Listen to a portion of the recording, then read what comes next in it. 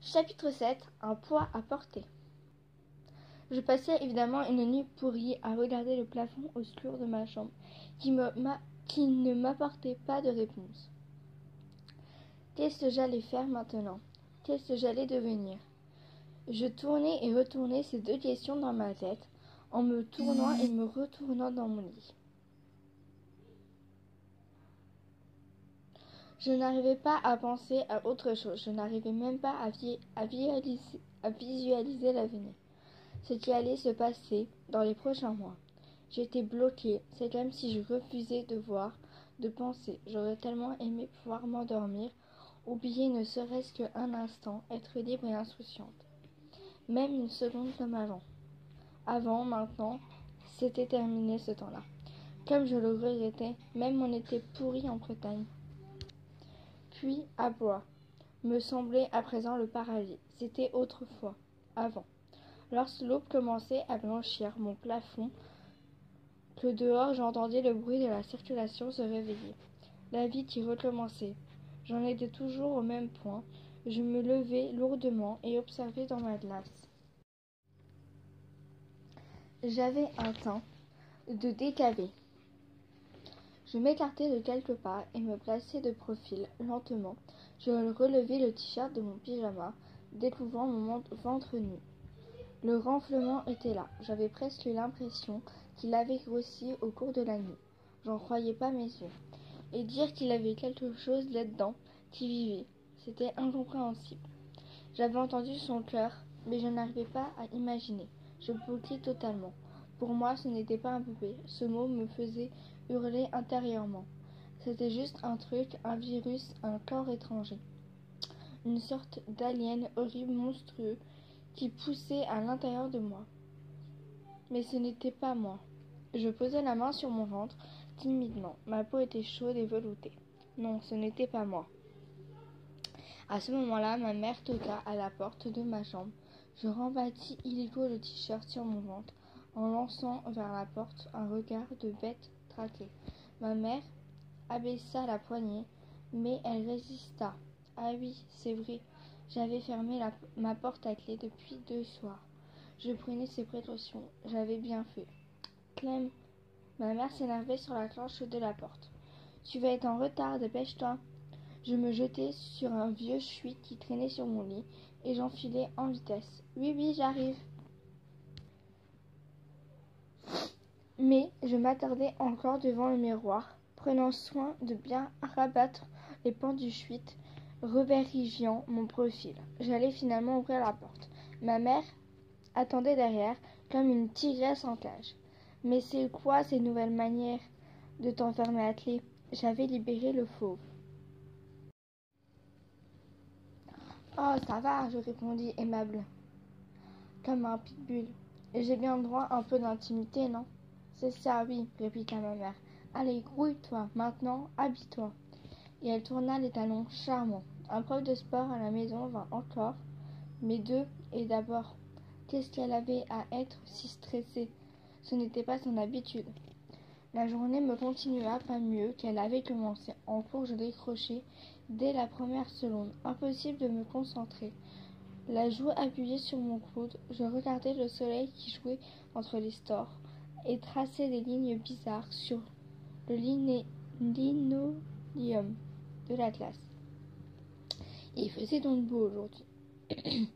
Je ne l'avais même pas remarqué en marchant vers le lycée.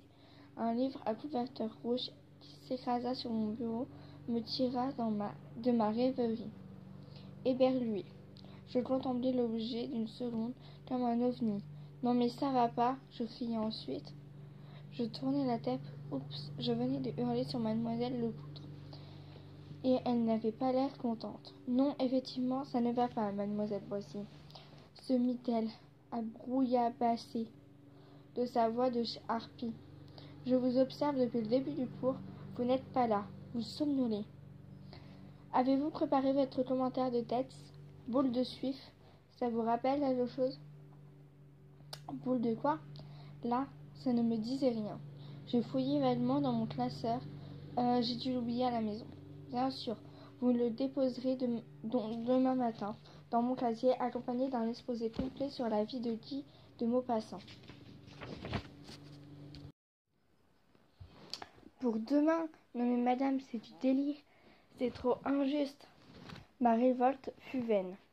Mademoiselle Grosse-Outre regagna son bureau sans me prêter plus attention. À la fin du cours, il y avait la récré. Tu parles d'une récré. Je m'étais isolée dans un petit coin avec Alizée pour causer tranquillement, lorsque je vis mon père débarquer dans la cour, l'air super remonté. J'aurais bien voulu disparaître sur terre, mais il fonça sur moi et lâcha d'une voix de stentor. Clem, faut que je te parle. Comme je n'avais pas l'air de vouloir le suivre, il me prit par le bras, devant tout le monde, la honte, et m'entraîna manu militari vers son gymnase chéri. Mais lâche-moi, ça va pas, arrête. J'avais beau m'époumoner, il ne me lâchait pas. Et pendant ce temps, moi, j'avais le cerveau qui turbinait à plein régime. Et s'il savait quelque chose, qu'est-ce que j'allais dire? Arrivé dans le gymnase, il me lâcha enfin, et le savon démarra. Écoute-moi bien, Clem. Je me suis jamais mêlée de tes affaires de cœur, mais là tu déclines sec.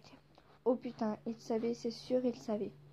Je viens de me faire remonter les bretelles par ta prof principale, figure-toi, continua-t-il. Ah d'accord, c'était que ça. En même temps, j'aurais dû m'en douter de la vieille truie. Mais elle me déteste, je protesta, tant bien que mal. Et d'abord, j'ai pas d'affaires de cœur. Ah ouais? Depuis la rentrée, t'arrêtes pas de faire la gueule, tu ne parles plus, et plus grave, tu ne bosses plus. Ça peut pas continuer comme ça. Je baisse les yeux, je savais plus trop quoi dire. C'est à cause de maman, c'est ça? C'est parce qu'elles peuvent travailler? Me demanda alors mon père en se calmant d'un coup. Il avait l'air bête pour moi, embêté pour moi. Ben non, non, au contraire, je trouve ça génial, pas toi? Si, bien sûr, reprit mon père. Là, il avait l'air embêté tout court.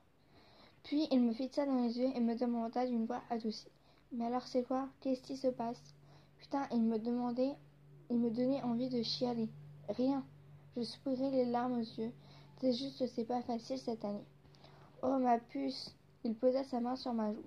Je te connais, je vois bien qu'il y a quelque chose. Tu sais que tu peux tout nous dire à maman et à moi. Je levai les yeux vers lui. Il me regarda, l'air tout tendre, tout gentil. J'avais trop envie de lui dire. Si ça se trouve, il comprendrait. J'en avais marre de tout retenir. C'était trop lourd à porter. J'ouvre la bouche. Tant que tu ne te crois pas et que t'es pas enceinte, ajouta-t-il alors d'un petit rire. Je le fixa horrifié. Vite, je me dégageai, je courus vers le couloir. Non mais attends, Clem, c'était de l'humour là. Attends, entendis-je mon père bleuté par derrière. Il se mit à me suivre. Clem, je déconnais, attends. Mais moi je courais toujours, les larmes me dégoulinaient sur les joues. Je sais vraiment plus comment te parler, moi. L'entendis-je râler une dernière fois, puis je claquai la porte du gymnase. À midi, je retrouvai Alizée à la cantine. J'allais peut-être enfin pouvoir passer un petit moment de détente dans cette journée pourrie.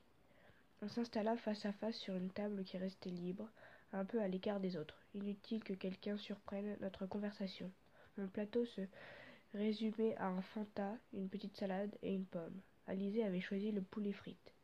T'en veux, proposa-t-elle, en me tendant son pilon. Ah, reprends-le, s'il te plaît, sinon je gerbe direct sur la table. Au lieu de ranger son pilon, elle s'amusa à me le secouer sous le nez. Houhou, le méchant poulet. Oh, arrête, t'es chiante. Je te dis, je rigolais.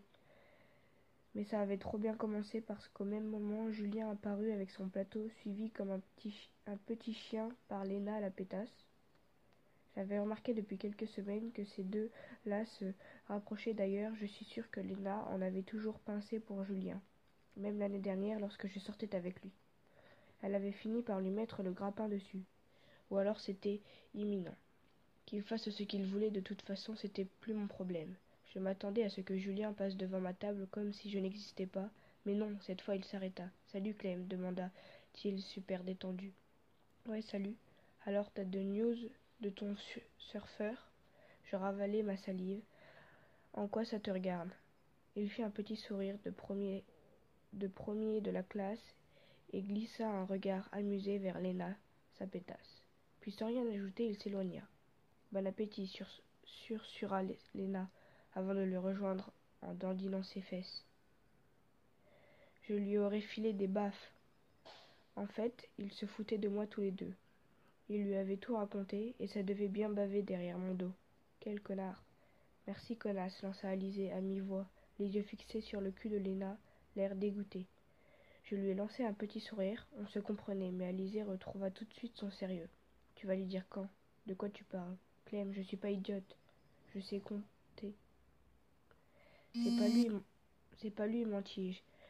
Je tournai la tête sur le côté et matai discrètement Julien qui s'était attablé un peu plus loin derrière. Et puis, de toute façon, qu'est-ce que ça change? Je soupirai. Et tes parents? Tu vas leur dire quand? Enchaîna Alizée.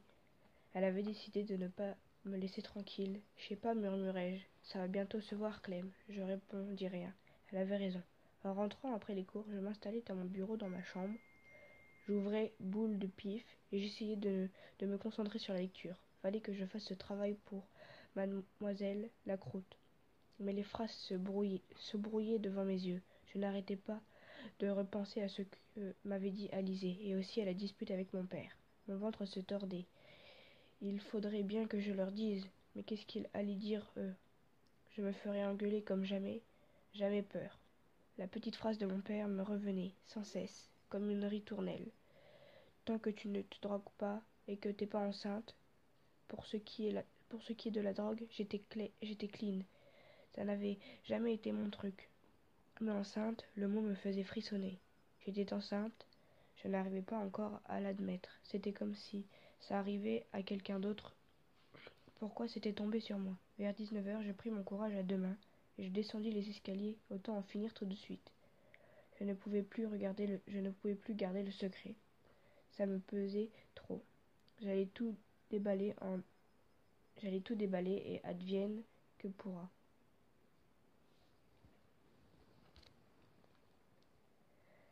Arrivé en bas des escaliers, j'entendis le bruit d'une conversation dans le salon. Un feu crépitait dans la cheminée. Je m'approchai doucement de la porte vitrée qui était rabattue. Ma mère était penchée devant le feu, un soufflet à la main. Mon père était assis dans son fauteuil et lisait son journal. Salomé faisait un puzzle et parlait tranquillement. Mon cœur se serra. J'allais arriver là-dedans et tout détruire avec ma fiche nouvelle. J'allais gâcher toute cette paix. Je m'en voulais terriblement. Je pris une grande inspiration et puis je me lançai. Il faut que je vous parle. J'annonçai à peine rentré dans la pièce. Ma mère, qui était toujours accroupie devant la cheminée, se leva aussitôt. Ah, ça tombe bien. Moi aussi je t'attendais pour vous annoncer une grande nouvelle, déclara-t-elle, un énorme sourire aux lèvres. Elle vint me rejoindre et se déplaça à côté de moi, en me prenant la main. Je fronçai les sourcils. Alors, continua mystérieusement, vous ne devinez pas? Personne ne répondit. Mon père se tassa sur son fauteuil. Moi, je me taisais en moi-même. J'ai passé un entretien d'embauche et j'ai été prise. Et oui, poursuivit ma mère radieuse, je commence à travailler lundi. Oh, c'est trop bien, maman, m'exclamai-je, sincère. T'es trop forte. Oh, chérie Salomé, et comment t'as fait pour trouver si vite? Demanda mon père, sans même lâcher un sourire. Visiblement, la nouvelle le faisait sauter de joie. En fait, c'est ma copine Nadia qui avait dit en juin que son beau-frère cherchait quelqu'un pour la fin de l'année. Se lança ma mère, tout excitée. Ça va être quoi ton métier? La coupa, Salomé? Eh bien, écoute, d'abord je serai assistante de vente à la boutique d'optique du beau-frère de Nadia. Et si ça se passe bien, j'aurai l'opportunité de passer un diplôme en vue de devenir opticienne. On aura tous des lunettes alors, demanda Mémé. Et gratos, conclut ma mère en rigolant. Pendant ce temps-là, moi j'étais allée m'asseoir sur le canapé. La nouvelle que nous annonçait ma mère me faisait très plaisir, c'est sûr, mais il n'était plus question que j'annonce ma nouvelle à moi. Ça allait lui gâcher toute sa joie. Je ne pouvais pas faire ça. J'eus l'impression qu'un kilo de plomb m'était tombé dans les jambes d'un coup. Bravo, Caro, tu es arrivée, se fendit enfin mon père, avec un sourire tout crispé. Merci, répondit ma mère en lui faisant un grand sourire. Pas du tout crispé. Puis elle se retourna vers moi. Et toi, Clem, qu'est-ce que tu voulais nous dire? Moi, je demandais, l'air étonné, comme si j'avais déjà oublié. Rien, c'est pas important. Mes parents se regardèrent sans rien dire. Et moi, je restais là, avec mon sourire bête, figé sur le canapé.